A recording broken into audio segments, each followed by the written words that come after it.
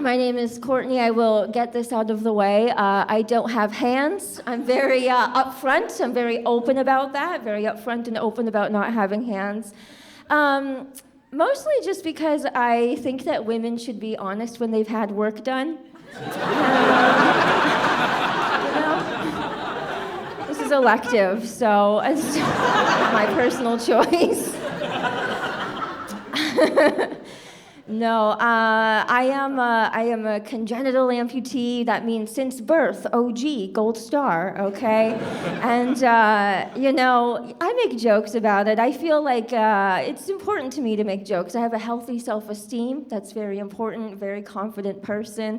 For any of you who feel nervous to laugh at the jokes, don't worry. You want a frame of reference of how confident I am.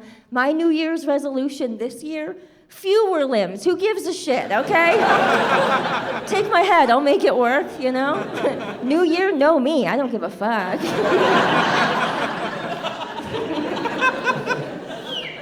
Thank you. I have, upon meeting me, a lot of people, they make a lot of assumptions, a lot of, preconceived notions about what I'm capable of. And, I live by myself. I have since I was 18. I have my own apartment. I have a cat. And I think people are very surprised at how independent I am. Because I notice that when people meet me, they have the bare minimum expectation. Like, people are out here thinking I literally can't do anything, which is wild. It's so crazy. Because I can do so much, you guys, so much. Eat, shower, anal,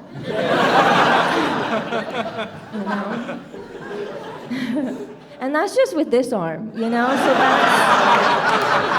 a talented lady. I got a lot on the go.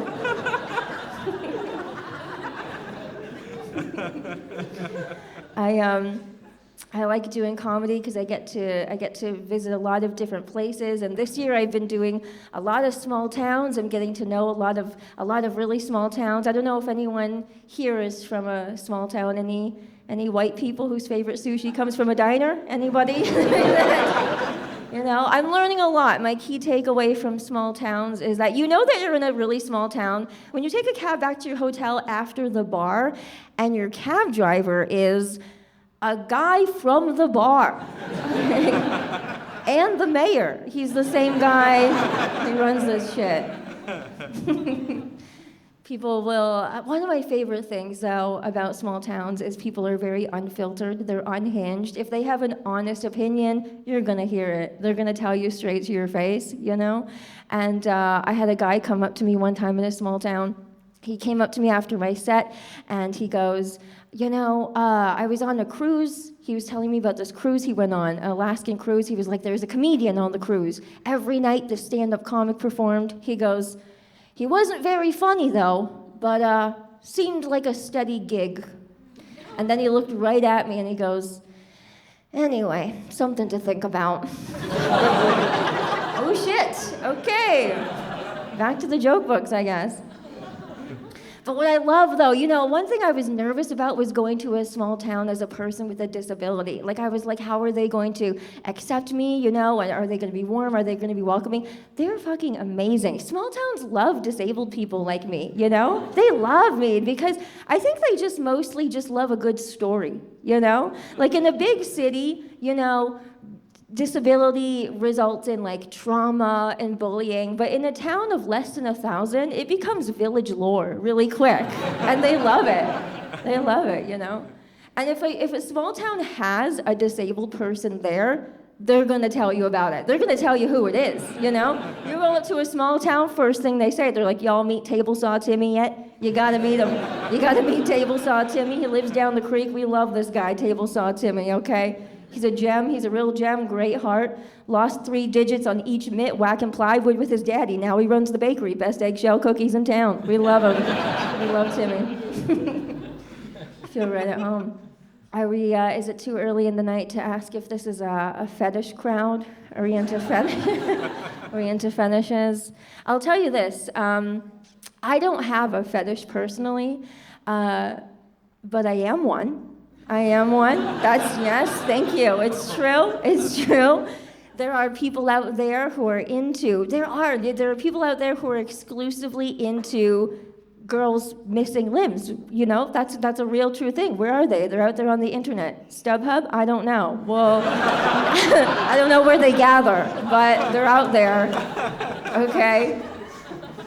This is a real thing, okay? And the thing is, like, not only, so here's the thing. In addition to missing hands, I'm also missing my right leg as well, okay? I'm missing my right leg too, because I'm an attention whore. Real main character energy up here. I have a prosthetic leg, or as I like to call it, Beyond Meat. And and so in these like kink communities, I'm like a unicorn to them, you know? I'm like the jackpot, missing 3 limbs. Like that's, you guys you're not reacting proportionately to how hot I am there. But I'm like quite the commodity, you know? And no, it's too late. And, no, I'm fine, you're joking, I'm joking. But it's like, it's a really interesting thing though. So these guys, they have a name, okay? I personally think my kink community, my guys have like the best kink name out there. They're called, because you know, you've got like, you've got the furries, okay? You got sloshers, I'll tell you after the show. And my guys, they're called devotees. Devotees, isn't that lovely? They're devoted to me, you know? It's the only kink that starts with commitment. I'm into it. I love it. And, but it's, you know, when I found out that these guys exist, it was like, it's a bit of a moral dilemma, you know? I don't know how to think about it. Because like, as a woman, you know, we don't want to be objectified for our bodies. But then these guys come along, they're like, hey, girl, the less body you have, the better. Like, this is kind of our whole thing. We're into it. But I get a lot of DMs. I don't think my girlfriends understand just how different our inboxes look for that reason. Like, my girlfriends are getting you up texts from their exes at 2 a.m., you know? I'm getting DMs at 3 p.m. on a Wednesday from some guy in Germany who's like, show me your nubs. Like, it's a lot. It's a lot to deal with, you know? I'll tell you this. I think if you're into what you're into, as long as you're respectful, it's all good. But I will say, I don't love how my friends reacted to the idea that there are devotees, that there are fetishists out there who are into me. I told a friend about these guys. It really illuminates what your friends think about disability. I told my friend, you know, there are these admirers, there's these devotees, they're into me. And I was kind of conflicted. I was like, is this weird? And she goes, yeah, it's weird. And I'm like, yeah, it's kind of weird, isn't it? She goes, yeah, it's weird and disgusting. I'm like, hold on, bitch, hold on. Disgusting? Slow down, okay. Sounds like someone's a little jealous, Katie, okay? Just because you're not ticking off some boxes, maybe get yourself a pedicure, you know? Work that thing, I don't know.